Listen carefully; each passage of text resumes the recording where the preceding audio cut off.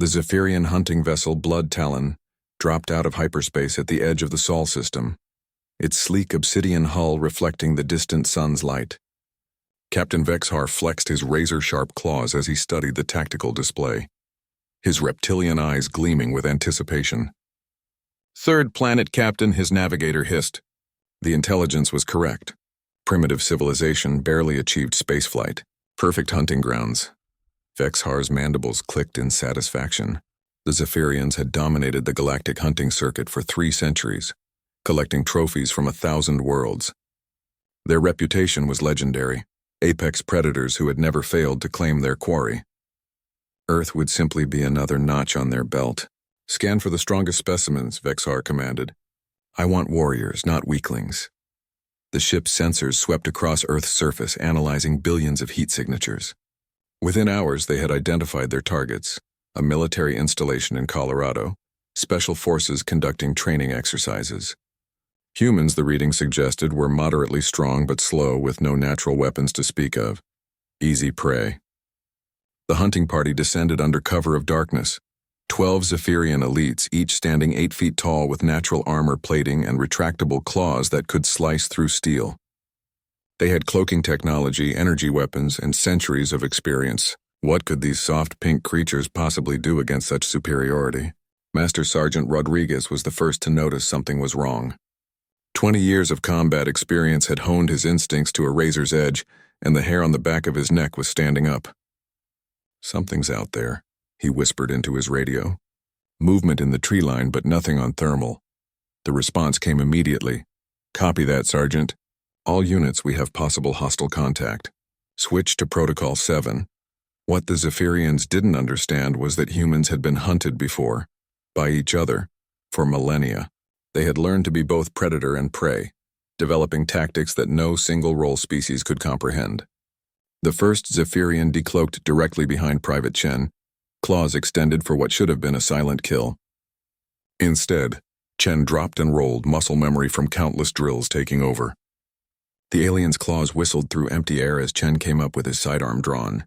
"Contact left," Chen shouted, putting 3 rounds center mass before the Zephyrian could react. The alien staggered but didn't fall. Their armor was tough. What surprised Vexhar, monitoring from above, was what happened next. Instead of panicking or scattering, the humans moved like a single organism. They formed overlapping fields of fire, used suppressing volleys to control the Zephyrians' movement, and began systematically herding the superior predators into kill zones. "Impossible," Vexhar snarled. "They're coordinating without electronic communication." His lieutenant's eyes widened as he watched the display. "Captain, they're using sound patterns, vocal calls. It's primitive but effective." Rodriguez's voice cut through the night. "Thunderstorm, thunderstorm, thunderstorm." The code word sent every human soldier diving for cover, just as the forest erupted in coordinated explosions. The humans had pre-positioned charges throughout their training area, standard practice for a species that had fought total wars across entire continents. 3 Zephyrians died instantly. The survivors found themselves facing something they had never encountered: a prey species that fought like a pack but thought like individuals, that could be simultaneously reckless and calculating, that turned their environment into a weapon. Corporal Williams, pinned down behind a fallen log, noticed the alien's energy weapon had a distinct charging whine. He counted the intervals, memorized the pattern, then began calling out firing rhythms to his squad. "Weapons hot in 3, 2, 1, mark." The humans synchronized their movements to the alien's reload cycles, advancing under suppressing fire while the Zephyrians' weapons recharged. It was a tactic born from facing human opponents who had taught them that every enemy could be studied, analyzed, and defeated. But the real shock came when Specialist Thompson triggered the improvised explosives. The humans had been planting charges while retreating, turning their apparent withdrawal into an elaborate trap. The Zephyrians, following what they thought was standard predator-prey behavior, walked directly into an ambush that spanned 3 square kilometers. Captain Vexhar watched his elite hunting party get systematically dismantled by creatures that shouldn't have been able to match them. These humans fought like they had been prey themselves once, but had learned to become something else entirely. Persistence hunters who never gave up, pack hunters who shared information instantly, and survivors who turned every setback into data for the next engagement. The final Zephyrian fell when Rodriguez personally tracked him for 6 hours through the forest. The alien was faster, stronger, and better armed, but the human simply refused to quit. He followed blood trails, broken vegetation, and disturbed Earth with the patience of a species that had once hunted megafauna across ice ages. "This is Sierra Base to unknown aircraft," came the radio transmission as Vexhar's ship detected incoming missiles. "You have 60 seconds to surrender before we demonstrate why Earth has never been successfully invaded." The missiles were primitive compared to Zephyrian technology, but there were hundreds of them, launched simultaneously from positions across 3 continents.